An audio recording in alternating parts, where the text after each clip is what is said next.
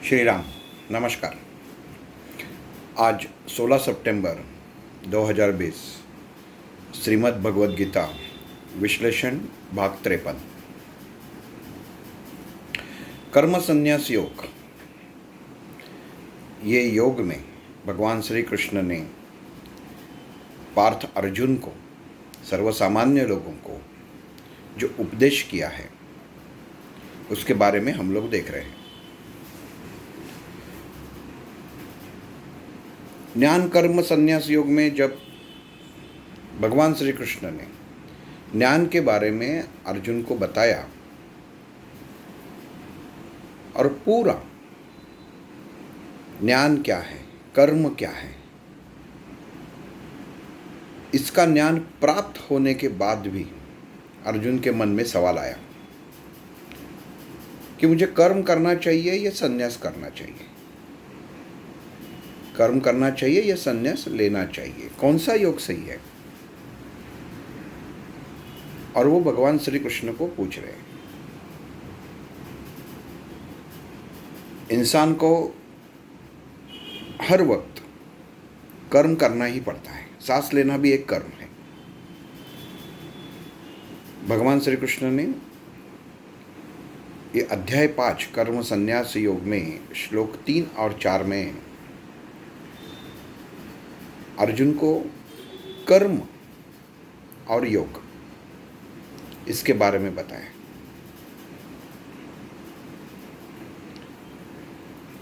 सर्वसामान्य इंसान की ये सोच रहती है कि मैं कर्म करते समय जैसे मेरा मन चाहे वैसा ही करूं।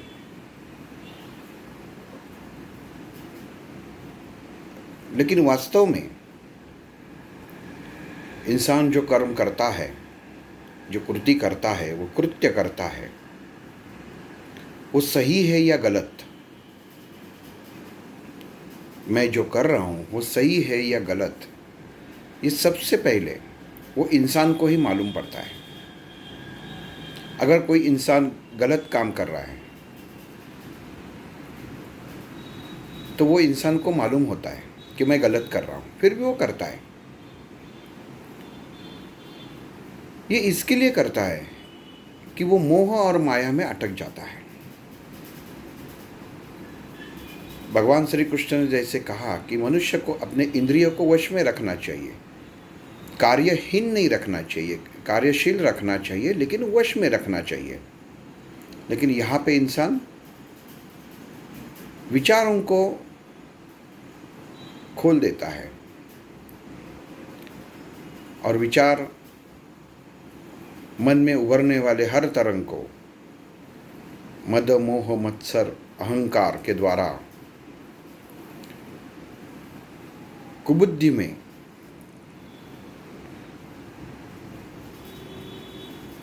उसका बदलाव करते हैं।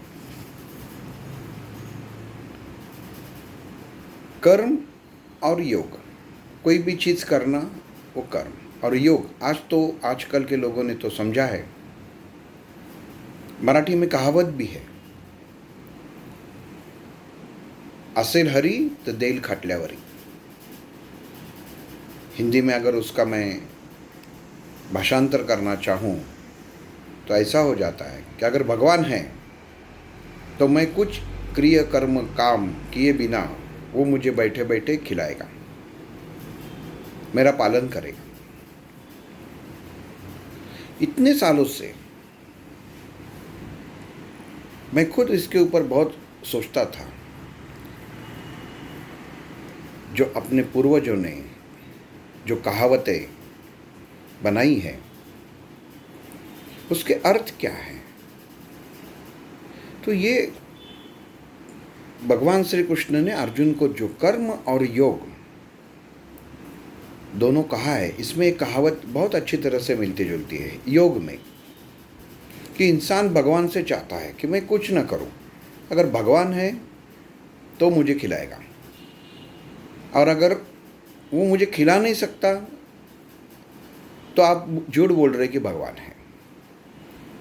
कहने का मतलब ये है कि दोनों तरह से भगवान परमेश्वर परमात्मा का अंश है, ये मानना नहीं है। अब यहाँ पे क्या हम लोग देखते हैं कि बहुत सारे लोग आजकल इतने वृद्धाश्रम खुले हुए हैं, इतने रुग्ण, इतने मरीज इंटेंसिव केयर यूनिट में आखिरी सांसें गिन रहे हैं। ये जो कहावत है, असेल हरित देई खटल्यावरी, जो अगर भगवान रहेगा तो वो बैठे बैठे मुझे खिलाएगा, वो यहाँ पे सच हो जाती है। इसके बारे में बहुत कुछ सोचा था कि इसका अर्थ क्या है, इसका अर्थ क्या है, लेकिन अभी पता चला, विचार करने में अभी ध्यान में आया कि इसका अर्थ क्या है और कितना बुरा है कि अगर आप घर में बैठे हैं, कुछ क्रिया किए बिना, कुछ कृति किए बिना, कुछ कर्म किए बिना अगर भगवान आपको कुछ खिलाने का, कुछ पिलाने का इंतज़ाम करता है, तो वो कितना गलत है। जिसे मनुष्य को लगता है कि ये सबसे बड़ा ऐशो और आराम है कि मैं बैठे बैठे खा रहा हूँ, बैठ के खा रहा हूँ, ये भगवान की कृपा नहीं, ये मेरी कृपा है कि मैं बैठ के खा रहा हूँ, ये भगवान वगैरह कुछ नहीं है। और दूसरे लोग हैं, वो कहते हैं कि मैं क्यों काम करूँ, मुझे कर्म करना ही नहीं चाहिए। अगर तुम्हारा भगवान सच है तो उसने मुझे बैठे बैठे खिलाना चाहिए। तो ये जो मरीज़ है, नहीं तो जो वृद्धाश्रम में लोग हैं, उनके बारे में अगर आप सोचेंगे तो आपको पता चलेगा कि कितना मिलता जुलता है। वो लोग कुछ काम नहीं करते। जो वृद्धाश्रम खुलते हैं, उन्हें कोई ट्रस्ट चलाता है, कोई संस्था चलाती है, जो बनाते हैं वो खाना उनको खिलाते हैं। या आप ठीक से सोच लीजिए और ठीक से ये बात समझिए, जो वहाँ पे खाना बनता है वही उनको खाना पड़ता है। बैठे बैठे उनके मन में सवाल आके गया कि अगर हरि है तो मुझे वो बैठ के खाना खिलाएगा। अब हरि ने बोला कि चलो मैं आज से इसे बैठ के खाना खिलाता हूँ, इसकी तमन्ना, इसकी इच्छा पूरी कर देता हूँ। और फिर कुछ ऐसी घटनाएं हो जाती हैं और उसे, वो आदमी को, नहीं तो वो लेडी को, वो औरत को, वो माजी को, वो बहन को वृद्धाश्रम में दाखिल होना पड़ता है, नहीं तो उसके घर वाले दाखिल कर देते हैं।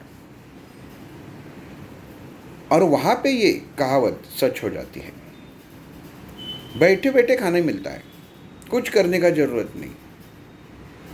भगवान है, इसके लिए इनको बैठे बैठे खाना वो दे रहा है। लेकिन क्या ये खाना उनका मन का है? आनंद से खाते हैं? मन की तृप्तता है? मन में अच्छे विचार है? इसमें केवल और केवल दुख ही शामिल है, इसमें सुख है ही नहीं।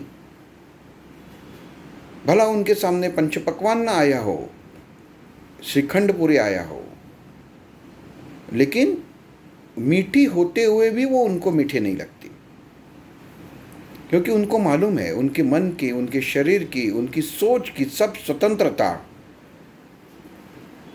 अब दूसरे के हाथ में है।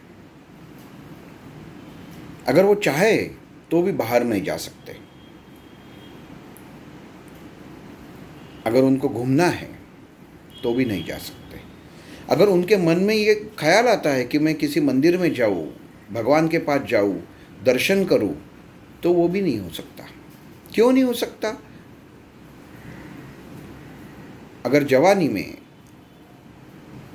जब कर्म करने का समय था, तब तो बड़ी मुंह से, बड़ी सोच से बात की थी कि अगर भगवान है तो मुझे बैठे बैठे खिलाएगा। आज भगवान ने सोच लिया कि आपको खिलाएगा, तो अभी आप उससे नाराज हैं। जहाँ पे कोई भी हॉस्पिटल, रुग्णालय में, चिकित्सालय में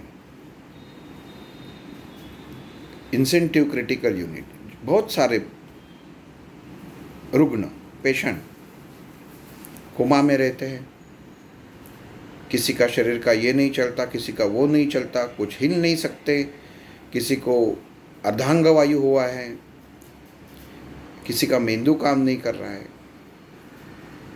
किसी को पाँव को फ्रैक्चर है, इसके लिए एक जगह पे बैठा हुआ है। ये कहने का और सोचने का समय ऐसा है कि जब आप भगवान से कुछ मांगते हो कि मुझे दो, बैठे बैठे दो, मुझे कष्ट नहीं कर रहे, मुझे बैठे बैठे दो, इसका ये जवाब है।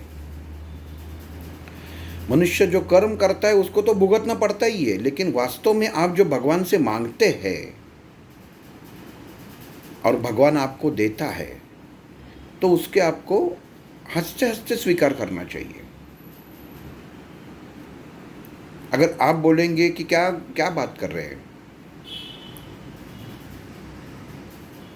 मेरे घर वाला, मेरे पिताजी यहाँ पे रुग्णालय में, हॉस्पिटल में 2-4 हफ्ते से पड़े हुए हैं, ना उनकी कुछ हलचल हो रही है, ना कुछ हो रहा है, और आप कह रहे हैं कि भगवान जो कर रहे हैं उसको स्वीकार कर लो, तो बिल्कुल स्वीकार करना चाहिए। क्योंकि कहा ना कहा तो ये कर्म का नियम है कि कोई भी कर्म का, कोई भी चीज़ का फल ऐसे ही मुफ्त में नहीं मिलता।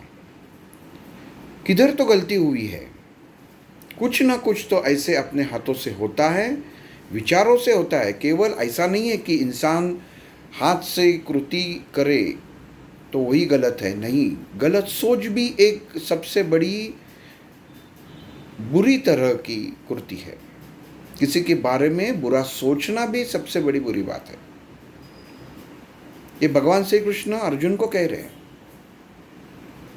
कि इंसान चलता है, इंसान चलते चलते कोई दूसरा देखता है, रथ से जाता है। आज की तारीख में हम लोग देखेंगे तो कोई पैदल चलने वाला रास्ते से चलता है तो उसके बाजू से कोई गाड़ी जाती है, गाड़ी ज़ोर से जाती है, थोड़ी अच्छी गाड़ी रहती है, तो इसके मन में, चलने वाले के मन में ये होता है कि ये देखो अपने माँ बाप के पैसों के ऊपर मज़ा कर रहा है, इसकी लायकी ही नहीं है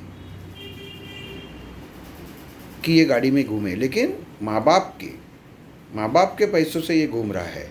ये कहना और ये मन में विचार आना एक गलत बात है। वो उसके नसीब से घूम रहा है।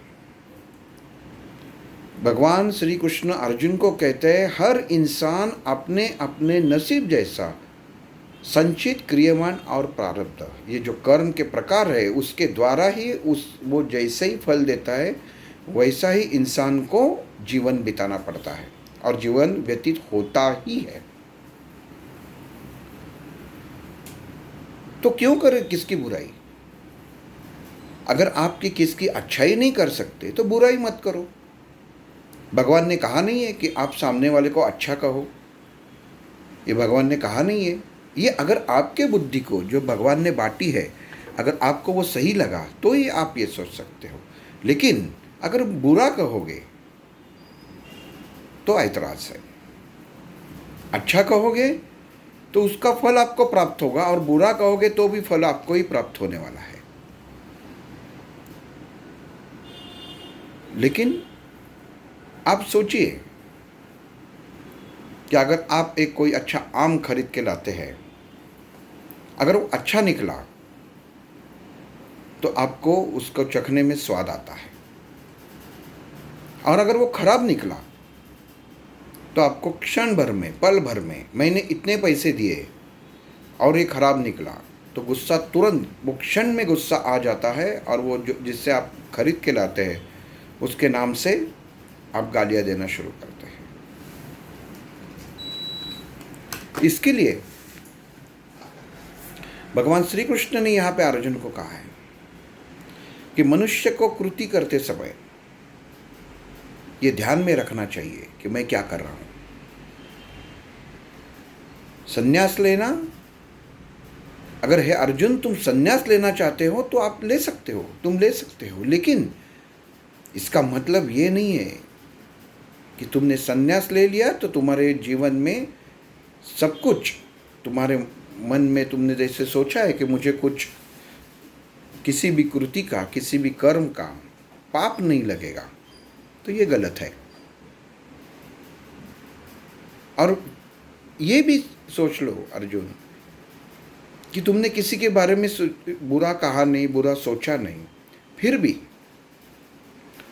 मैं जो तुमको फल दूंगा, आज सन्यासी होके तुम जिस फल की अपेक्षा कर रहे हो, वो फल कैसे देना है वो मेरे हाथ में है। अगर उसका फल, जैसे मैंने अभी कहा कि वृद्धाश्रम में लोग रहते हैं, हॉस्पिटल में जो बीमार पड़े हुए रहते हैं कि जिनकी कोई हलचल नहीं, सांस तो चालू है, बाहर उसके बेटे, उसके रिश्तेदार उनके पैसे भर रहे हैं।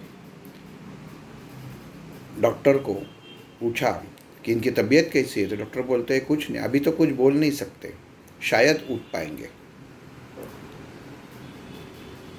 मीन्स वो भी कह नहीं सकते, वो भी विश्वास भरोसा आपको पक्का नहीं दे सकते, शायद ये शब्द उसके बीच में आ जाता है। वैसे ही भगवान का है, आप कृति करो, यही आपके लिए अच्छा है। ये भगवान श्री कृष्ण अर्जुन को कह रहे हैं। अगर तुम सन्यासी बन जाओगे तो तुम्हें लगेगा मैं सब जगह से, सब तरह से, सब चीज़ों से छूटा हूँ और अभी मैं शान से मरने के बाद मोक्ष पाऊंगा, तो ये तुम्हारी गलती है। क्योंकि जब मैं इसका फल दूंगा, तुम्हारे पूर्व कर्म द्वारा तुम्हें जब फल मिलता है इंसान को, तो वो बुरा भी होता है। क्योंकि जब आदमी, वापस वही उदाहरण पे आता हूँ कि मान लीजिए वृद्धाश्रम में जो आदमी है, तो आखिर वो भगवान से पूछता है कि मैंने ऐसे क्या पाप किया कि जो मुझे यहाँ आके रहना पड़ा। मैंने बच्चों के ऊपर अच्छे अच्छे संस्कार किए, उनको सीख दी, उनको विदेश भेजा, क्या ये मेरी गलती है? ये केवल कृति बाहर से दिखती है। हम लोग बाहर से बैठ के ये सोचते हैं कि इनके साथ बहुत बुरा हुआ, कैसे बच्चे हैं इनके कि माँ बाप को वृद्धाश्रम में रख दिया और खुद विदेश में मज़ा कर रहे हैं।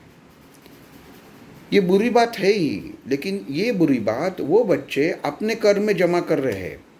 लेकिन वास्तव में ये भी हो जाता है कि जो माँ बाप को, जो इंसान को वृद्धाश्रम में रहना पड़ता है, वो भी उनको जो फल प्राप्त होता है वो उनके कर्मों द्वारा ही प्राप्त होता है। आपने ही भगवान से मांगा, मुझे सुख चाहिए, मुझे बैठे बैठे खाना चाहिए, अभी मैंने ये किया, अभी मैंने पूरा ज़िंदगी में काम मेहनत किया, अभी मैं बैठ के खाऊंगा और मुझे शांति चाहिए। बस भगवान ने ये रास्ता चुन लिया। आपने ही भगवान से विनती की थी, आपने ही भगवान से प्रार्थना की थी कि भगवान तुम जिस रास्ते से मुझे लेके जाओ मुझे मंजूर है, मुझे केवल खाना चाहिए और शांति चाहिए मन को। बस भगवान ने सोचा इसके लिए वृद्धाश्रम ही सही है, तो आपको वो मान लेना चाहिए। और अगर आपको कुछ शारीरिक व्याधि हो जाती है तो आपके कोई कर्म का वो फल है, वो भी आपको स्वीकार करना चाहिए। भगवान से ये नहीं बोलना चाहिए कि व्याधि निकाल दो, ये व्याधि सहने की ताकत मुझे दो, ये आप कह सकते हैं। क्योंकि जो कर्म किया है उसका फल तो आपको भुगत नहीं है। इंसान क्या करता है, भगवान से प्रार्थना करते, सदगुरु के सामने प्रार्थना करते वक्त कहता है कि ये मेरा जो कर्म फल है वो ही मिटा दो। ऐसा कैसे होगा? जो आपने कर्म किया है, अब वो फिर भी उसमें इंसान बोलता है कि मैंने तो कुछ किया ही नहीं, फिर भी मुझे ये भुगतना पड़ रहा है। इसके लिए तो संचित कर्म बताए ना, पूर्व कर्म क्या है मालूम नहीं पड़ता। जो प्रारब्ध बनकर वो सामने आ जाता है तब पता चल जाता है। और ये बहुत सी भगवान ने बनाई हुई दिमाग की, सोचने की एक यंत्रणा है कि आप अगर बचपन में किसी के 5-10 रुपए चुराएंगे तो आपको मरने तक याद रहता है। लेकिन अगर आप किसी को लाखों रुपए देंगे, हजारों रुपए दान करेंगे, तो आपको कालांतर से वो याद नहीं रहता। लेकिन किसका बुरा किया, किसको गाली दी, किसके बारे में बुरा सोचा, किसको फंसाया, तो वो आपके मरने तक आपको याद रहता है कि मैंने क्या गुनाह किया है। और वही जो हम लोग बोल रहे हैं कि रुग्णालय में जो पेशेंट, जो रुग्ण सोचता रहता है, आँख खोल के देखता रहता है, उससे जो मिलने जाते हैं वो बोलते हैं वो देखो कैसे आँख एक बाजू में करके मेरी तरफ देख रहे हैं। वो वास्तव में अपने क्या कर्म किए वो उनको दिखाई पड़ता है। आप ये बात माने या ना माने, लेकिन यही सच है। क्योंकि भगवान की जो नियम है वो यही है कि इंसान को उसका कर्म फल जब उसको मिलता है तो उसको याद दिलाना भगवान अपनी जिम्मेदारी समझता है। मैं शब्द या ऐसा उसका उच्चारण कर रहा हूँ कि भगवान किसी को भी जिम्मेदार से उसको समझाता है कि भाई तुमने ऐसा ऐसा गलत काम किया था, तो अभी इसका ये तुम्हें शिक्षा मिल रही है। जिंदगी में अगर पाँव में कांटा चुभ जाता है तो इंसान को पूरे शरीर को, बदन को दर्द हो जाता है, और केवल रुग्णालय में कोई इंसान एडमिट हो जाता है तो कितने सुई, कितने निडल्स उसको चुभा देते हैं, कितने चुभते हैं। कुछ नहीं कर सकता, कुछ बोल नहीं सकता, क्योंकि उसको मालूम है कि ज़िंदगी में मैंने दूसरे को बातों से ऐसे ही सुई चुभाई है, जख्म दिए हैं। अगर हाथ से कोई कृति करे तो वही केवल कृति नहीं होती, सोच से भी कृति हो जाती है, जुबान से कृति हो जाती है। किसी को आप अपमान जिससे हो जाता है, अपमानास्पद ये जो शब्द है, वैसा अगर किसी को बोलते हैं तो एक प्रकार का बुरा कर्म ही है वो, तो वो भी बोलना नहीं चाहिए। तब इंसान को फिर वो लेटे लेटे खाट पे, बेड पे याद आ जाता है कि मैंने क्या क्या किया है, इसके लिए मुझे ये चुभ रहे हैं। और वो खुद की जान के लिए, देखो कितना इंसान अपने जान में फंसा हुआ है, केवल मुझे मौत नहीं चाहिए, मुझे जीना है, इसके लिए वो सब बर्दाश्त कर लेता है।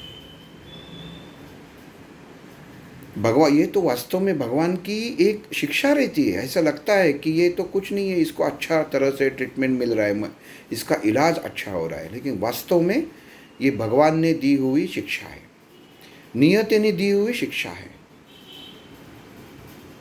मैं ये बात ऐसा नहीं कह रहा हूँ, हर मनुष्य के जीवन में ऐसे स्थितियाँ, ऐसी घटनाएं होती है, लेकिन वो क्या है वो मैं खाली समझाने की कोशिश कर रहा हूँ कि भगवान कोई अन्याय नहीं करता, केवल न्याय ही होता है वहाँ पे। भगवान श्री कृष्ण ने कहा अर्जुन को, हे अर्जुन, तुम मुझ में शामिल हो जाते हो तो तुम मेरे हो। अगर कोई शिष्य गुरु में शामिल हो जाता है तो वो कहला जाता है ये गुरु का शिष्य है।